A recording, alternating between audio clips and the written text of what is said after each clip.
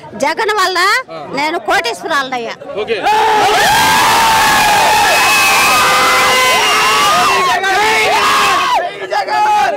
ఎట్లా అయ్యానంటే నేను అప్పులైపోయి ఊళ్ళోనే ఇల్లు అమ్ముకొని బతకలేక నాకు మనసు బాధపడి తిరుపతి వెళ్ళిపోయాను.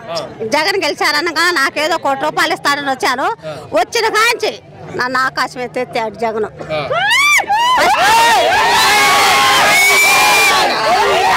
ఫస్ట్ మా అబ్బాయి వారంటీ ఉద్యోగం వచ్చింది, తర్వాత రెండో అబ్బాయికి బియ్యం వచ్చింది, బియ్యం బండి వచ్చింది.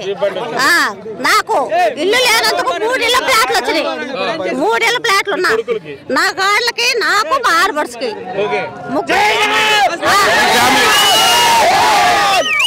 ఒక ఇల్లు కట్టుకున్నా, ఇంకా 2 ఇళ్ళు కట్టాలి. రైతు భరోసా డబ్బులు పడుతుంది. డోక్రా రుణమాఫీ ₹1,00,000 పోయినాయి. నాకు మా కోళ్ళకి ₹1,00,000 డోక్రా రుణమాఫీ పోయింది.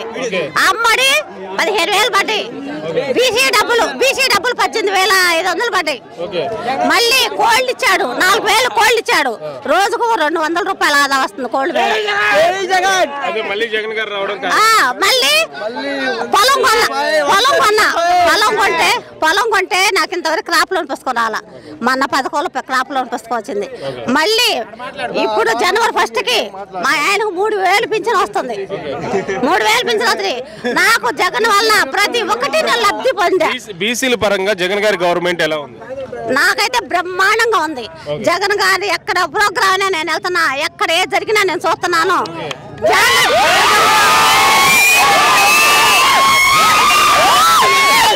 జగన్ శాలను తప్పితే 2 శాలను తీయట్లా. మా కోళ్ళకు కూడా వారంటీ,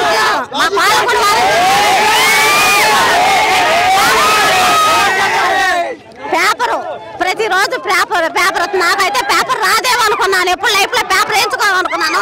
జగన్ వారి వల్ల రోజు పేపర్ వస్తుంది నా ఇంటికి. జగన్ ది ప్రతి ఒక్క పథకం నాకు వస్తుంది. జగన్ బాబు బ్రతికినంత కాలం నా గొంతులో